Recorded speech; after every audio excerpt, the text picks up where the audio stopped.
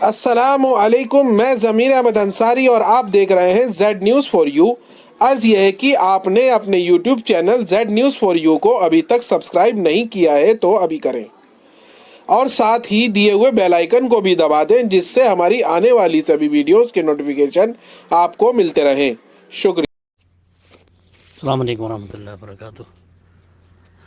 آپ نے جو 2 امیج بھیجے ہیں کہ ہاں بھائی اس طرح سے انہوں نے لون لیا تھا اور ان کو ملے بالکل تھوڑے سے ہیں اور باقی سب انٹرسٹ ہے، جو بھی تفصیل ہے اس میں، اس سے واضح ہے کہ بھائی جو ہے انہوں نے سود پر جو ہے قرضہ لیا ہے اور یہ قطعی طور پر حرام ہے، شرعی اعتبار سے بالکل جائز نہیں ہے۔ اور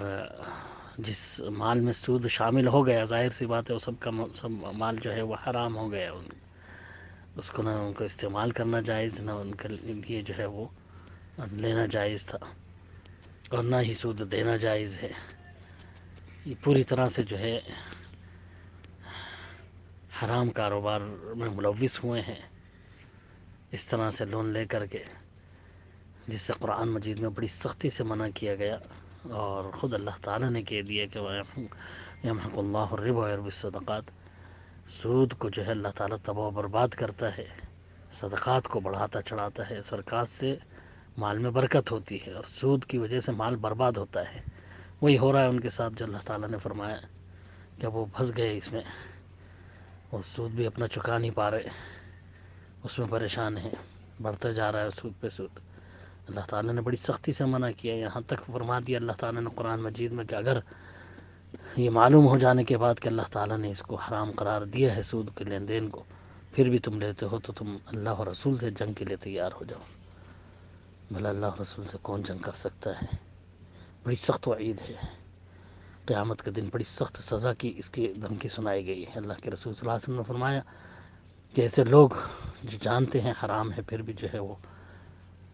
سود لیتے ہیں اور اس کا استعمال کرتے ہیں، کھاتے پیتے ہیں، ان کی نمازیں وغیرہ کچھ قبول نہیں ہیں اللہ کے ہاں، دیگر نیک عبادتیں بھی قبول نہیں ہیں اللہ کے ہاں، سب اپنے اعمال بھی برباد کر رہے ہیں یہ حرام کھا کے۔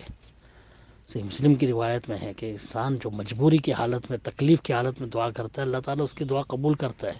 لیکن ایسا شخص جو مجبوری میں، سفر کی تنگی میں، پریشانی کی حالت میں اللہ سے دعا کرتا ہے، یا رب یا رب کہتا ہے، جبکہ حالت اس کی یہ ہے کہ وَمَطْعَمُهُ حَرَامٌ وَمَشْرَبُهُ حَرَامٌ وَمَلْبَسُهُ حَرَامٌ فَأَنَّىٰ يُسْتَجَابُ لَهَا، اس کا کھانا، اس کا پینا، اس کا پہننا سب حرام کا ہے، تو اللہ تعالیٰ کیوں اس کی دعا قبول کرے گا؟ کس طرح اس کی دعا قبول کر لے گا؟ یعنی اس کی کوئی دعا قبول ہونے والی نہیں ہے، کتنا بھی پریشان ہو۔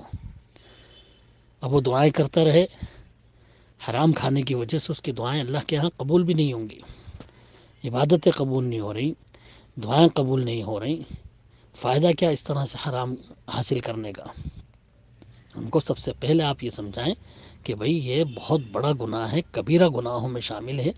اللہ کے رسول صلی اللہ علیہ وسلم نے فرمایا سود کے 70 درجے ہیں، اور اس کا سب سے کم تر درجہ یعنی سب سے چھوٹا گناہ سود کا ایسے جیسے انسان اپنی ماں سے 36 بار زنا کرے، کتنا سخت گناہ ہے، یہ معمولی گناہ نہیں ہے۔ شریعت اسلامی کے اندر ایک مسلمان کے لیے کسی بھی قیمت پر جو ہے وہ سودی کاروبار میں ملوث ہونا، سود لینا یا دینا کسی بھی طرح حلال نہیں ہے، بہت سختی سے اس سے منع کیا گیا ہے قرآن مجید میں۔ تو سب سے پہلے تو وہ سچے دل سے توبہ کریں، اللہ تعالیٰ سے معافی مانگیں، اور جو بھی ہو سکے جس طرح سے بھی ہو سکے سب پیسہ جمع کر کے جو بھی ہے ان کے پاس، اب وہ انٹرسٹ کو کیا پوچھ رہے ہیں کہ انٹرسٹ کا دے سکتے ہیں، جب وہ ہے ہی سارا انٹرسٹ کا،